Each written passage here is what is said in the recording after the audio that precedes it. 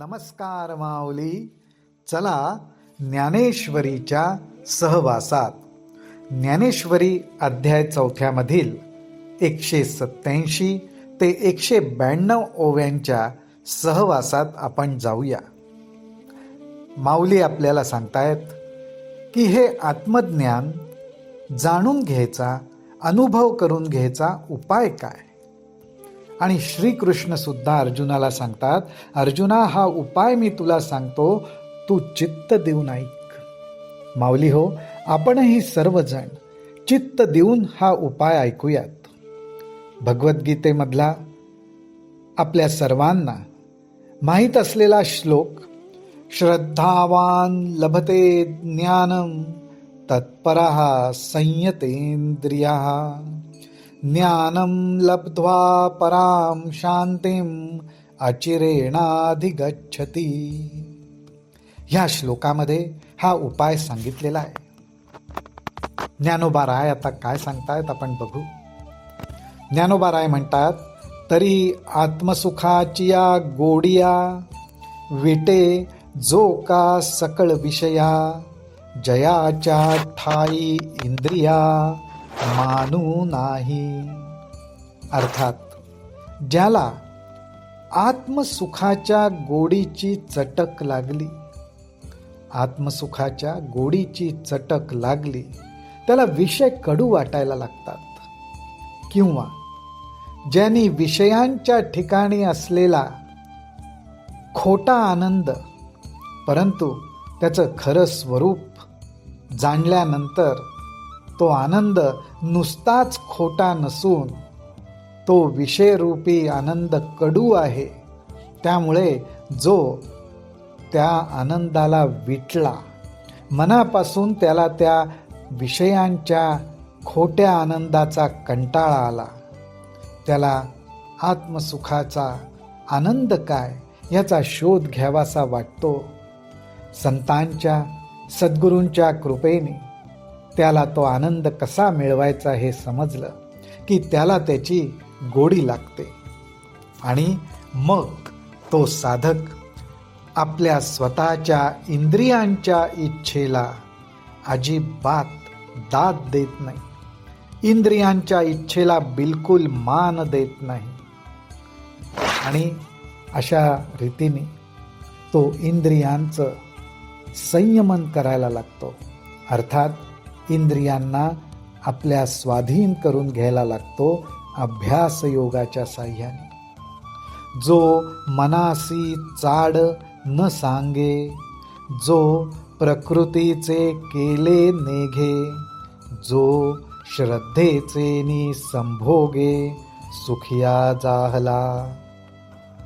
अर्थात एखादा विषय भोगण्याविषयीची इच्छा सुद्धा तो आपल्या मनाला सांगत नाही. माऊली हो, आपल्या सर्वांचा असा अनुभव असतो की मनामध्ये इच्छा प्रगट होते आणि मग ती इच्छा पूर्ण करण्यासाठी आपली इंद्रिय, मन, बुद्धी, अहंकार सगळं त्याच्या मागे धावत सुटतं. हा साधक जसजसा इंद्रियांवर संयमन ठेवण्याचा अभ्यास करायला लागतो, आत्मसुखाचा हळूहळू कणाकणाने आनंद घ्यायला लागतो, त्यानंतर तो स्वतःहूनच मनाला कुठल्याही प्रकारची इच्छा सांगत नाही. जो प्रकृतीचे केले नेघे आणि त्याबरोबरच मी काही करतोय असा स्वतःच्या ठिकाणी अहंकारही बाळगत नाही. जो श्रद्धेचे नि संभोगे सुखिया झाला. आणि असा साधक कुठल्या गोष्टीचा संभोग घेतो, अर्थात उपभोग घेत असतो, तर श्रद्धेचा. संतांच्या वचनावर, गुरूंच्या वचनावर तो नितांत श्रद्धा ठेवतो आणि त्यामुळे त्याच्या अंतःकरणात त्याला सुखाचा अनुभव यायला लागतो. ज्ञानोबा राय तर पुढे जाऊन म्हणतात, तया तेंची गिवसित ते ज्ञान पावे निश्चित, जया माझी अचुंबित शांती असे. ही 4थ्या अध्यायातली ही 189वी ओवी फार महत्वाची. माऊली म्हणतात, जो आपल्या मनाला विषयांविषयी कुठली इच्छा सांगत नाही, जो स्वतःच्या ठिकाणी कुठल्याही प्रकारे कर्म करत असल्या त्याचा अहंकार बाळगीत नाही आणि केवळ संतांच्या आणि गुरूंच्या वचनावर श्रद्धा ठेवतो. माऊली म्हणतात, त्यालाच शोधत ते आत्मज्ञान येतं. अहो, अशा साधकाला आत्मज्ञानाचा शोध घेण्यासाठी फिरावंही लागत नाही. त्यांनी फक्त ह्या 3 गोष्टींचा अभ्यास करावा. मनाला विषय उपभोगण्याबद्दल इच्छा न सांगणं, स्वतःच्या ठिकाणी कर्तृत्व अहंकार न बाळगणं आणि संतांच्या आणि गुरुवचनांवर श्रद्धा ठेवणं. मग ते आत्मज्ञानच त्याला शोधत येतं. आणि ते जेव्हा या साधकाला शोधत येतं, त्याच्याबरोबर शांती सुद्धा असतेच. जया माझी अचुंबित शांती असे. ह्याचाच अर्थ असा, जसं आत्मज्ञान आपल्या अंतःकरणात प्रगट व्हायला लागतं, त्याच्याबरोबर शांतीचा अनुभव यायला लागणं हे सुद्धा सहजपणे घडतं. आणि शांतीचा अनुभव येणं हीच तर त्याची खूण आहे. ते ज्ञान हृदयी प्रतिष्ठे आणि शांतीचा अंकुर फुटे. असं हे त्या साधकाला शोधत आलेलं ज्ञान त्याच्या हृदयामध्ये प्रतिष्ठित होतं, हृदयामध्ये ते स्थिरावतं. आणि जसजसं ते ज्ञान स्थिर होत जातं, त्याप्रमाणे त्याच्या अंतःकरणात शांतीचा शांतिरूपी अंकुर फुटायला लागतो. शांतीचा अंकुर फुटायला लागतो आणि मग तो आत्मबोध त्याच्या अंतःकरणात खूप विस्तार पावतो, प्रत्यक्षात प्रगट होतो.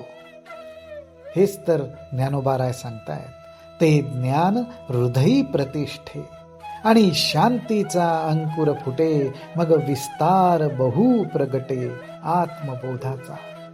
मग अशा साधकाच्या विचारांमधनं, बोलण्यामधनं, चालण्या वागण्यामधनं त्या आत्मबोधाचाच स्पर्श झालेला आपल्याला दिसून येतो.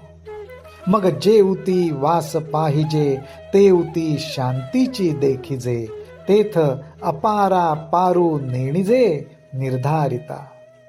ह्या काही खुणा ज्ञानोबाराय आपल्याला सांगतायत. ज्ञानोबाराय म्हणतात, मग या साधकाची जिथे जिथे दृष्टी जाते, तिथे तिथे अंतःकरणातल्या आत्मज्ञानामुळे त्याला शांतीचाच प्रत्यय येतो. आणि त्याला कुठल्याही प्रकारे विचार करून त्या ठिकाणी आपपर असा भेदभाव दिसतच नाही. एक आत्मज्ञान, एक आत्मतत्वच, त्याचाच त्याला सर्वत्र अनुभव येतो. इतका त्याचा विस्तार होतो. ही अंतःकरणाची व्यापकता ह्या आत्मज्ञानामुळे होते. मनाची, बुद्धीची व्यापकता फक्त स्वतःच्या ठिकाणी केंद्रित न राहता सर्व प्रकारचे भेदभाव त्या आत्मज्ञानामुळे मावळून जातात आणि एक शांतताच अंतःकरणात स्थिरावते. ऐसा हा उत्तरोत्तरू ज्ञान बीजाचा विस्तारू, सांगता असे अपारू परी असो आता. ज्ञानोबाराय म्हणतायत, हा आत्मज्ञानाचा विस्तार असाच वाढता आहे, चढत्या वाढत्या पायरीनी आहे आणि तो अमर्याद आहे. त्याच्याबद्दल किती सांगावं. जेवढं सांगू तेवढं थोडंच, म्हणून आता इथंच थांबलेलं बरं, असं ते म्हणतायत.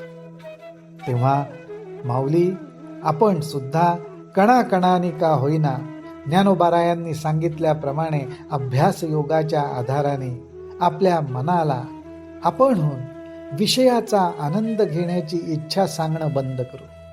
त्याचबरोबर स्वतःच्या ठिकाणी मी करतोय असा अभिमान बाळगत असू तर त्याचाही त्याग करायला लागू.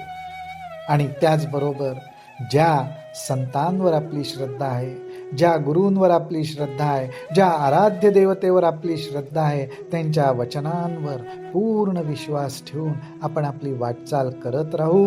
ज्ञानोबाराय म्हणतात त्याप्रमाणे आत्मज्ञान आपल्याला शोधत येईल आणि आपल्या हृदयात त्याची प्रतिष्ठापना होईल. असंच घडो हीच आपण ज्ञानोबारायांच्या चरणी प्रार्थना करू. रामकृष्ण हरी, रामकृष्ण हरी, रामकृष्ण हरी.